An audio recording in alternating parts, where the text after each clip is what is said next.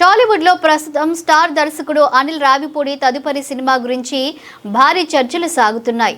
ఆయన తెరకెక్కించిన family entertainer మన శంకర్ వరప్రసాద్ బాక్సాఫీస్ వద్ద సెన్సేషనల్ హిట్ గా నిలిచి 300 కోట్ల క్లబ్ లో చేరిన తర్వాత తదుపరి ప్రాజెక్టుపై అభిమానుల్లో ఆసక్తి మరింత పెరిగింది. ముఖ్యంగా ఆయన నాగార్జున లేదా వెంకటేష్తో సినిమా చేయబోతున్నారనే వార్తలు సోషల్ మీడియాలో వైరల్ కావడంతో ఈ అంశం ఇండస్ట్రీలో హాట్ టాపిక్గా మారింది. అయితే ఈ ప్రచారాలపై అనిల్ రావిపూడి తాజాగా స్పందిస్తూ ఆసక్తికర వ్యాఖ్యలు చేశారు. ప్రస్తుతం జరుగుతున్న ప్రచారానికి వాస్తవం లేదని స్పష్టం చేశారు.